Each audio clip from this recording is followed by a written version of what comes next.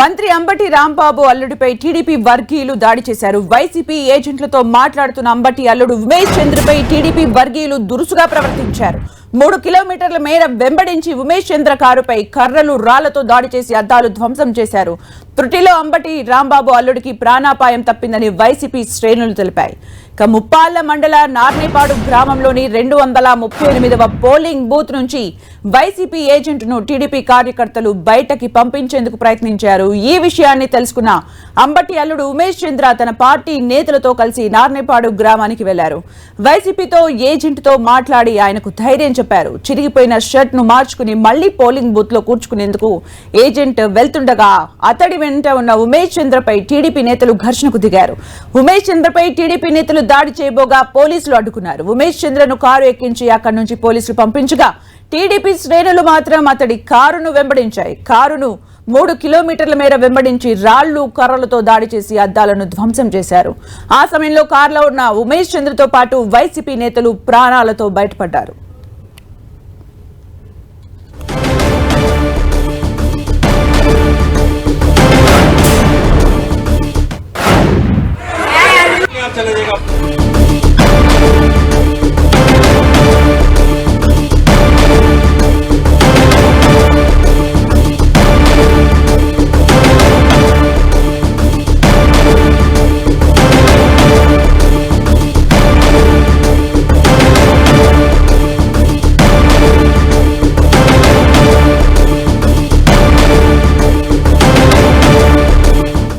మరింత సమాచారం మా ప్రతినిధి నాగరాజు అందిస్తారు. నాగరాజు,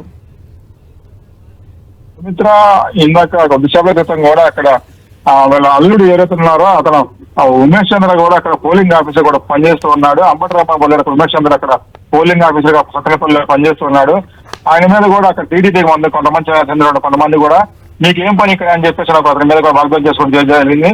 అయితే ఆయన చెప్పిన దానికైతే మాత్రం ఉమేష్ చంద్ర చెప్పిన కథన ప్రకారం అయితే మాత్రం నేను ఇంకా అక్కడికి పోలింగ్ ఆఫీసర్ గానే మాత్రం ఎదురు రాష్ట్రానికి వెళ్ళాను. అక్కడ కావాలని చెప్పేసి టీడీపీ కార్యకర్తలు అతను కూడా మా వాళ్ళ మీద కొంచెం దాడికి పాల్పడ్డాడు. దాంతో పాటు కూడా తన కారును కూడా వెంబడించి కూడా కారును కూడా ధ్వంసం చేశారని చెప్పేసి ఆరోపించడం జరిగింది. అయితే మొత్తం సత్తెనపల్లిలో కూడా అటు టీడీపీ అయినా వైసీపీ మధ్యలో కూడా పూర్తి స్థాయిలో కూడా నువ్వా నేనే ఆ విధంగా కూడా ప్రజలుతున్న పరిస్థితి నెలకొని ఉంది. ఇప్పటికే ఒక అల్లుడు అతని మీద ఆరోపణలు చేశాడు. ఇంకొక అల్లుడు కూడా ప్రెసిడెంట్ ఆఫీసర్ గా చేస్తున్నా కూడా ఈ ఆఫీసుకు సంబంధించినటువంటి వ్యవహారాల్లో కూడా ఇతను వాళ్ళకి అనుకూలంగా చూస్తున్నాడని చెప్పేసి కూడా టీడీపీ వాళ్ళు కూడా ఆరోపిస్తున్న ఆ పరిస్థితి ఉంది. అయితే కొంచెం పోలింగ్ స్టేషన్ నుంచి కూడా తనకు సంబంధించిన వ్యక్తి మీద కూడా దాడికి పాల్పడ్డారని చెప్పేసి కూడా ఆయన చెప్పడం జరిగింది. ఆయన తీసుకొని కూడా షక్లు మసుకుందని చెప్పి తీసుకోవడం అని చెప్పేసి కూడా ఆ పక్కనున్న ఆ ప్రదేశానికి వెళ్తున్నా కూడా అక్కడ ఒక్కసారిగా కూడా 40 నుంచి 50 మంది కూడా టీడీపీ చెందిన కొంతమంది కూడా మమ్మల్ని వెంబడించారు, మా మీద దాడికి పాల్పడ్డారని చెప్పి చెప్పడం జరిగింది. దీనిపై కూడా ఎస్పీ కూడా ఎప్పటికే కంప్లైంట్ చేస్తారని చెప్పి ఇప్పటికే చెప్పడం జరిగింది. అంబటి రాంబాబుతో కలిసి ఇప్పటికే అతను ప్రెస్ మీట్ కూడా పెట్టి కూడా తన అల్లుడిపై దాడికి పాల్పడిన వారికి మనం మా ఇప్పుడు దానికి సంబంధించినటువంటి కారును ధ్వంసం చేశారు, దీనిపై కూడా ఎస్పీకి కంప్లైంట్ చేస్తారని చెప్పి చెప్పడం జరిగింది. సుమిత్ర, అంటే నాగరాజు, ఇప్పుడు 3 కిలోమీటర్ల మేర కూడా వెంబడించి దాడి చేసినట్టుగా తెలుస్తుంది. అంటే ఈ ఘటనకు సంబంధించి పోలీసులు ఎవరినైనా అదుపులోకి తీసుకోవడం జరిగిందా? ఆ ప్రస్తుతానికి అయితే పోలీసులు కొంతమంది అదుపులోకి తీసుకున్నారు, కొంతమందిని అయితే ఇప్పటికే తీసుకున్న పరిస్థితి ఉంది. గతంలో కూడా ఇటువంటి పరిస్థితి తొండపల్లిలో కూడా మా కార్యకర్తల మీద దాడి చేశారని చెప్పేసి కూడా అంబటి రాంబాబు ఆరోపిస్తున్నాడు. ఎక్కడికక్కడ టీడీపీ వాళ్ళకి కావాలని చెప్పేసి వైసీపీ వాళ్ళ మీద దాడులు పాల్పడుతున్నారు, ఓడిపోతామని ఆ భయంతో మా మీద దాడులు పాల్పడతామని చెప్పేసి చెప్తున్న ఆ పరిస్థితి అయితే ఉంది. అంటే దాదాపుగా అక్కడి నుంచి ఆ గ్రామం నుంచి నార్నేపాడు నుంచి దారిలో వస్తున్న క్రమంలో కూడా కావాలని మా అల్లుడి మీద దాడి పాల్పడ్డారని చెప్పేసి కూడా చెప్పడం జరిగింది.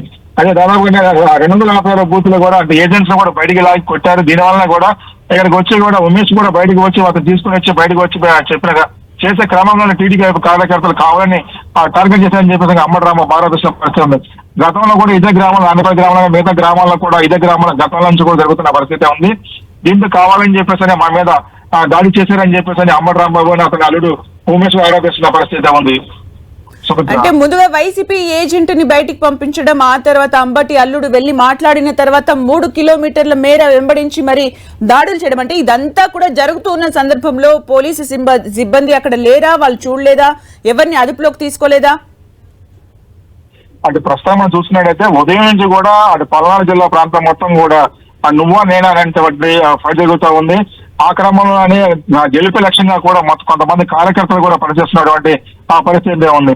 ఆ టీడీపీలో ఉన్న హవా ఉన్న చోట కూడా వైసీపీ హవా ఉన్న చోట టీడీపీ కార్యకర్తలు కూడా ఒకరిమే ఒకరికి దాడులకు పాల్పడుతున్న పరిస్థితి ఉంది. ఈ క్రమంలోనే కూడా అంబటి రాంబాబు అల్లుడు కూడా అక్కడికి వచ్చిన క్రమంలో కూడా అతనికి వాళ్ళు సహకరిస్తున్నాడు, ఏజెంట్లకు కూడా వాళ్ళకి వాళ్ళ మామూలు సహకరిస్తున్నారని చెప్పేసి కూడా టీడీపీ వాళ్ళు ఆరోపిస్తూ ఉన్నారు. ప్రత్యేకంగా అక్కడ ఉండే పోలింగ్ ఆఫీసర్ గా పనిచేస్తున్నాడు కాబట్టి అక్కడ వాళ్ళకి సహకరిస్తారని చెప్పేసి టీడీపీ ఆరోపిస్తున్నాడు. దాదాపుగా ఆ ఏజెంట్ ని పట్టడంతో ఆ ఏజెంట్ ని బయట తీసుకుని వెళ్లే క్రమంలో కూడా అక్కడి నుంచి దాదాపు 40 నుంచి 50 మంది కూడా అక్కడికి ఆ గ్రామం నుంచి కూడా ఆనపేట దాకా గమనించడం జరిగింది. అక్కడి నుంచి తర్వాత ఆ కారును కూడా ధ్వంసం చేశారు. దీనిపై కూడా ఇప్పటికే చాలా మంది అంటే ఆ ఎస్పీ కూడా కంప్లైంట్ చేయడం కూడా జరిగింది. దీని మీద కూడా అంటే కావాలని చెప్పేసి మా మీద దాడి చేస్తానని చెప్పేసి ఇప్పటికే అంబటి రాంబాబు ఆరోపిస్తున్న పరిస్థితి ఉంది. అంటే నాగరాజు, మీరు చెప్తున్నట్టు కొన్ని చోట్ల వైసీపీ పైన టీడీపీ పైన వైసీపీ దాడులు చేసుకుంటూ ఉన్నారని తెలుస్తోంది. అయితే పోలింగ్ కేంద్రాల వద్ద ఓటింగ్ వేయడానికి వచ్చిన ఓటు హక్కును వినియోగించుకోవడానికి వచ్చిన ఓటర్స్ భయభ్రాంతులకు గురయ్యే అవకాశం కనిపిస్తూ ఉంటుంది. మరి అక్కడ పరిస్థితి ఎలా కనిపిస్తోంది? ఓటింగ్ సరళి ఎలా ఉంది? దాదాపుగా కేంద్రం నుంచి కూడా 18 బలగాలను కూడా అక్కడి నుంచి దించిన పరిస్థితి ఉంది. ఎక్స్ప్రెషన్ చెప్పాలని చెప్పారు కూడా దాదాపుగా పల్నాడు జిల్లా ప్రాంతం వరకు మొత్తం కూడా గ్రామాలు మొత్తం కూడా చుట్టూ ఉన్న దాదాపుగా 557 పోలింగ్ కేంద్రాలను కూడా పకడ్బందీగా చేయాలని చెప్పడం జరిగింది. అక్కడ కూడా పోలీసు బందోబస్తు కూడా భారీగా ఏర్పాటు చేశారు. అయినా కూడా కార్యకర్తలు వాళ్ళని కంపల్సరీగా టీడీపీలోని వైసీపీలో మొత్తం గెలుపు లక్ష్యంగా కూడా పనిచేస్తున్న పరిస్థితి ఉంది. ఎన్నడూ లేని విధంగా కూడా ఉదయం 6 గంటల నుంచి కూడా పోలింగ్ బూతుల దగ్గర చాలా మంది కూడా బాగుతీరు ఉన్నారు, తమ ఓటు హక్కుని వినియోగించుకోవాలని చెప్పేసి. దాంతో పాటు కూడా ఇప్పటికే దానికి పర్సంటేజ్ శాతం దాదాపుగా 40 నుంచి 50% దాకా కూడా ఇప్పటికే పోలింగ్ శాతం నమోదవడం జరిగింది. అయితే పూర్తి స్థాయిలో కూడా ఓటింగ్ ని గెలుపు లక్ష్యంగా కూడా పనిచేస్తున్న పరిస్థితి ఉంది. అందుకని చెప్పేసి ఇప్పటికే కొంతమంది ప్రిపేర్ అయ్యి ఉన్నారు కూడా, ఎవరికి ఎవరు సహకరించినాక చూస్తూ ఊరుకునేది లేదని చెప్పేసి ఇప్పటికే అంటే ఈ పరిస్థితుల్లో ఇప్పుడున్న ఎలక్షన్ కూడా డూ అంటే పరిస్థితి. అటువైపు కన్నా లక్ష్మణ పోటీ పడతాను, ఇటువైపు నుంచి అంబటి రాంబాబు ఇద్దరికి మధ్య కూడా హోరాహోరీ నడుస్తా ఉంది. ఇద్దరు కూడా ఒకే సామర్థ్యం చెందినటువంటి నేతలు కూడా ఉన్నటువంటి నేతల మధ్య కూడా ఈ హోరాహోరీ నడుస్తా ఉంది. అటు వాళ్ళు టీడీపీ నుంచి ఇటు వైసీపీ నుంచి కూడా గెలుపు లక్ష్యంగా కూడా పనిచేస్తున్న పరిస్థితి ఉంది. ఈ క్రమంలో కూడా దాడులు కూడా ఒకరి మీద ఒకరికి దాడులు పాల్పడుతున్న పరిస్థితి నెలకొని ఉంది. అంటే ఆరోపణలు అధికారులు వాళ్ళకు సహకరిస్తున్నారు వీళ్ళకు సహకరిస్తున్నారు అంటూ కూడా ఆరోపణలు వస్తున్న సందర్భంలో అంటే మొత్తం ఈ వ్యవహారాన్ని చూడాల్సిన అధికారులు ఏం చేస్తున్నారు? పొలిటికల్ పార్టీస్ ఇన్వాల్వ్ అయ్యేంత వరకు సిచ్యువేషన్ ఎందుకు వస్తుంది? Right, thank you Nagaraju for the updates.